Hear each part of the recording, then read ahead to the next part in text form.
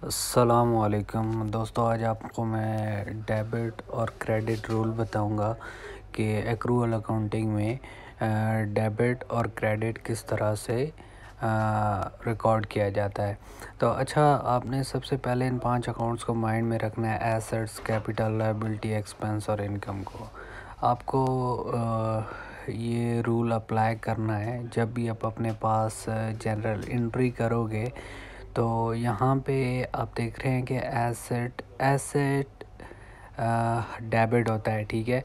और अगर assets increase होंगे तो आप इसको फर्दर डेबिट करेंगे, और अगर एसेट डिक्रीज़ होगा तो इसको आप क्रेडिट करेंगे। फॉर एग्जांपल, आपके पास कैश एक एसेट है और अगर आप कैश रिसीव कर रहे हैं तो आपके पास कैश इंक्रीज़ हो रहा है। कैश इंक्रीज़ हो रहा है मीन आप कैश को डेबिट करोगे। और आपको कहाँ से रिसीव हो रहा है? फॉर एग्जांपल, आपने सेल्स की हैं, सेल्स से आपको कैश रिसीव हो रहा है तो आप कैश डेबिट करेंगे और सेल क्रेडिट करेंगे।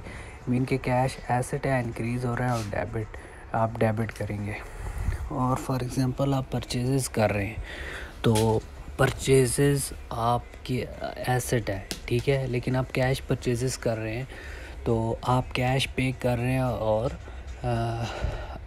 प्रोडक्ट्स परचेज कर रहे हैं। इसमें क्या होगा कि कैश आपका एसेट है, कैश डिक्रीज़ हो रहा है, ठीक है। तो कैश आप क्रेडिट करेंगे अपने पास। कैश एसेट है, एसेट डिक्रीज़ हो रहा है तो क्रेडिट हो जाएगा आपके पास, ठीक है। और परचेजेस इन्वेंट्री है, इन्वेंट्री आपका एसेट है, एसेट इंक्रीज़ हो रहा है तो वहाँ पे एसेट डेबिट हो जाएगा। तो कैपिटल, जब भी कोई ओनर बिज़नेस स्टार्ट करता है तो वो बिज़नेस में इन्वेस्टमेंट करता है। वो कैश इन्वेस्ट कर रहा है, या कोई मशीनरी, कोई लैंड या कोई और प्रॉपर्टी वो इन्वेस्ट कर रहा है बिज़नेस में। तो अगर वो पर्सनल रिसोर्सेज के थ्रू इन्वेस्ट कर रहा है तो ये उसके लिए कैपिटल होगा, मीन के ओनर इक्विटी, ठीक है। तो कैपिटल क्रेडिट होता है बिज़नेस में, ठीक है। और अगर कैपिटल इंक्रीज़ हो रहा है तो वो मज़ीद क्रेडिट हो जाएगा। अगर कैपिटल डिक्रीज़ होता है तो कैपिटल डेबिट हो जाएगा। इसके साथ liabilities mean obligations of a business, ठीक है। ये ऑब्लिगेशंस हैं जो बिज़नेस ने पूरी करनी है। जैसे फॉर एग्जांपल, कोई भी बिज़नेस में हम क्रेडिट परचेजेस कर लेते हैं फॉर एग्जांपल, या बैंक से लोन ले लेते हैं, तो वो हमारे लिए क्या होता है कि लायबिलिटी होती है, ठीक है। वो करंट लायबिलिटीज़ भी होती हैं और लॉन्ग टर्म लायबिलिटीज़ भी होती हैं। लेकिन लायबिलिटी जब भी इंक्रीज़ होगी तो क्रेडिट होगी, और अगर लायबिलिटी डिक्रीज़ होगी तो डेबिट होगी। फॉर एग्जांपल, हमने क्रेडिट परचेजेस किए हैं, परचेजेस डेबिट हो गई हैं हमारी, और हमने एक XYZ कंपनी से परचेज़ किया तो वो क्रेडिट हो जाएगी हमारे पास, ठीक है। तो वो XYZ कंपनी हमारे लिए क्या है? हमारे लिए वो क्रेडिटर है, मीन के लायबिलिटी है। वो इंक्रीज़ होगी तो हम क्या करेंगे? क्रेडिट करेंगे।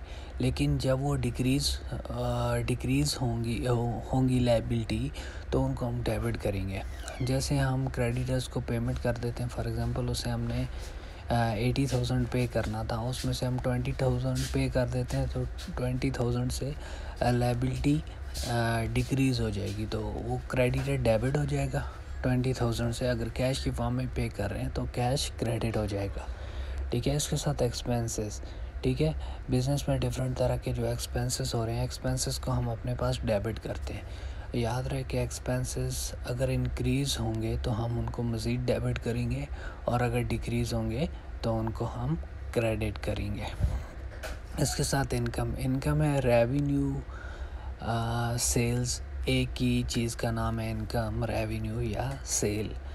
तो रेवेन्यू को हम अपने पास बिज़नेस में जब भी हमारी सेल्स होती हैं तो उनको हम क्रेडिट करते हैं। अगर हमारी सेल्स इंक्रीज़ होंगी तो मज़ीद क्रेडिट हो जाएंगी, और अगर डिक्रीज़ हो जाएंगी, जैसे सेल्स रिटर्न हो जाती हैं, तो हमारी इनकम डिक्रीज़ होगी। जब डिक्रीज़ होगी तो डेबिट हो जाएगी। तो दोस्तों, अकाउंटिंग और एक्सेल सीखने के लिए आप मेरे साथ जुड़े रहिए। और अगर अभी तक आपने मेरा यूट्यूब चैनल सब्सक्राइब नहीं किया तो अभी सब्सक्राइब करें और लाइक और कमेंट करना ना भूलिएगा। और अगर आपका कोई क्वेश्चन है इसके अबाउट तो आप कमेंट में कमेंट कर सकते हैं, मैं उस पर वीडियो बनाऊंगा और आपको ज़रूर उसका आंसर करूंगा। अभी मुझे इजाज़त दीजिए, मैं नेक्स्ट वीडियो में हाज़िर होऊंगा न्यू कंटेंट के साथ।